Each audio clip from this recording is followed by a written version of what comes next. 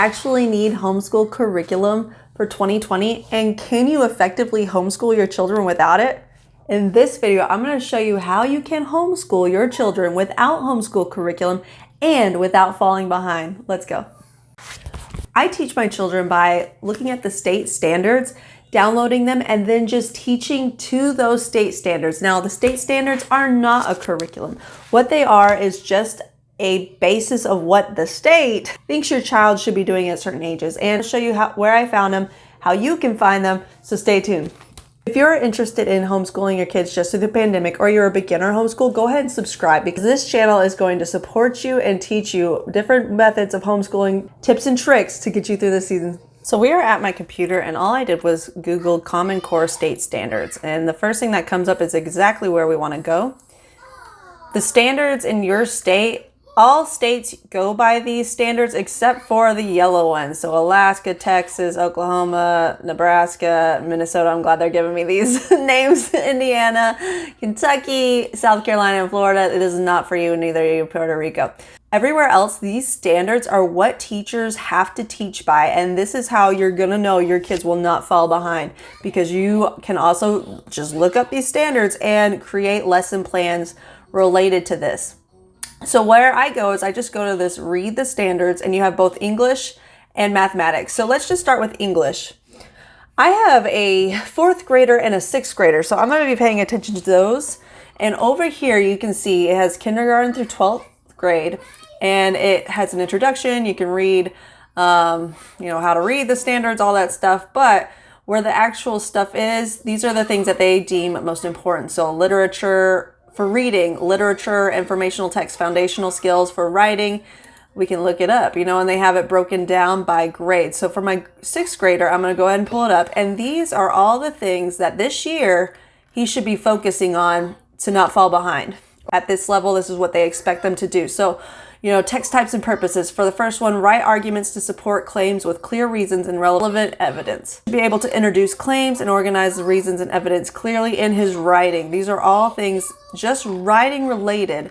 And it's not that much. I mean, if you wanted to do it in a month, yeah, that's way too much. But you can break this down. So the first few weeks, you guys want to write informational text, and he or she needs to be able to support claims with clear reasons and relevant evidence. This is something that we all need, especially in this season. This can seem really like, what are they talking about actually? But if you just sit here and you think about it, introduce claims. So what they are writing, why are they writing this? What do they think is important? That's their claim. And they're going to organize why they think that thing is and provide the evidence clearly from credible sources. And they're going to use phrases and clauses such as, and that is why, and all that stuff. So this is just stuff that they should be able to do this year. And it's not hard to look up. It may be a little bit foreign language at first, but the more that you work with this, the easier it will become. So my 4th grader, let's go to 4th grade. Write opinion pieces on topics or text supporting a point of view with reasons and information. That's kind of the same thing. That's a good point. Link opinion and reasons using words and phrases. For instance, in order to, in addition. So those are kind of also what they were talking about in 6th grade, but they dropped it. So if you don't know what they're talking about, go back a little bit in grade, and they will all have these text types and purposes, production and distribution of writing, research to build and present knowledge, and range of writing. I bet it's all the way up to grade 12. Yep. Text types and purposes. It just starts scaffolding. Production and distribution of writing, research to build and present knowledge, and range of writing. So if you don't understand something in your child's grade level, go back a little bit and just build up from there, because your child's probably going to need to build up from there too. It's another thing to note is under the English language arts standards is also history and science. So you can also go here. They don't start that till grade 6. So, hey, I got to start paying attention to that. Key ideas and structure, cite specific textual evidence to support analysis of primary and secondary sources. So they just got to be able to research stuff and cite the stuff that they write about. It's not very hard. These aren't things that you have to be like, we have to do this now. But I, every once in a while, once a month, will go through and be like, did we do this yet? Yeah, we did that with this activity. Or if I am working on lesson planning, I will go here first and be like, how can I get him to determine the central ideas or information of primary Provide an accurate summary of the source distinct from prior knowledge or opinions. How can I do that? And I'll try to create an activity that he will actually like to do that meets his objective, that we can check this off, but he had a fun time doing it because we used stuff he was interested in, especially with history. Like, what is he interested in this year? Or do we want to talk about the Civil War? Do we want to talk about hunters and gatherers? Do we want to talk about the ancient Greeks? Whatever he is interested in, we can use that, because this is all that they have to know for 6 to 8.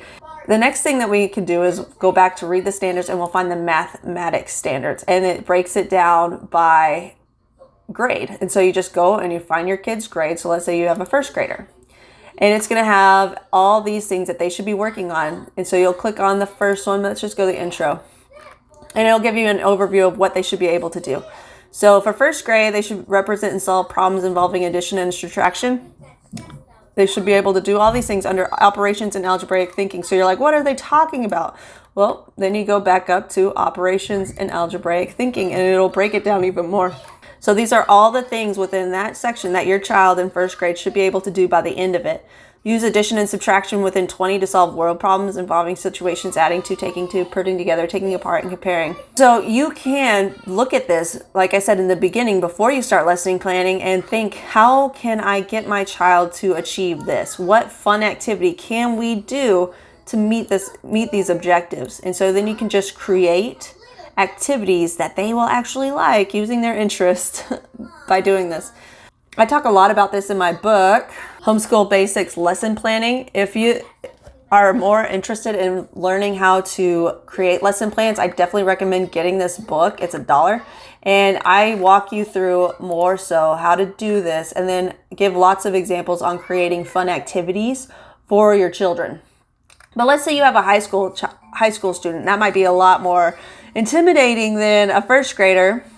So for high school, you have a lot of options, and that could be why it's intimidating. You have high school number and quantity, high school algebra. This can be super daunting if you are not a math person. So I definitely recommend using free resources. One of our favorites is Khan Academy, and Khan Academy has all the courses for mathematics. They also have science and arts and humanities. And so these are the things that you can use for your students. So, they have Algebra 1, Geometry, Algebra 2, Trigonometry. And if they just work through this is based on the same standards. So you will not be missing out on anything by using this. This is exactly what they're going to be doing in public school. In fact, a lot of public schools use Khan Academy. So definitely use that to your advantage as a free resource. This is all free. I can't talk about how amazing it is without just getting giddy, because I got through my college degree using Khan Academy, and now my children use it for their whole math curriculum.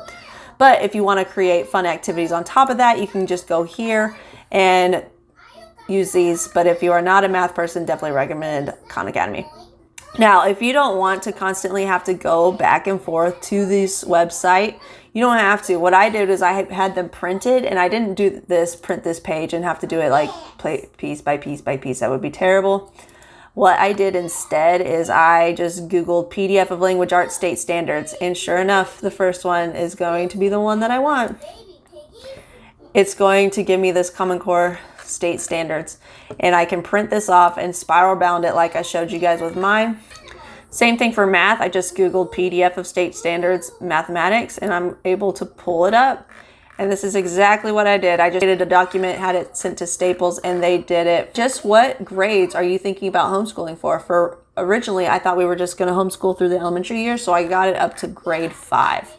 And that's where I stopped. And now I'm like, okay, well, we're going to do junior high too. So I'm going to probably just print off the 6th, 7th, and 8th, and then have that available. And that is how I homeschool my kids without having to purchase a homeschool curriculum. Setting aside Khan Academy, because Khan Academy is amazing, and if they can learn mathematics online through things like Khan Academy, they can learn anything online through different programs that they use for whatever their interests are, whatever skills that they may need for when they grow up and start entering the workforce. So I really, really, really enjoy this method.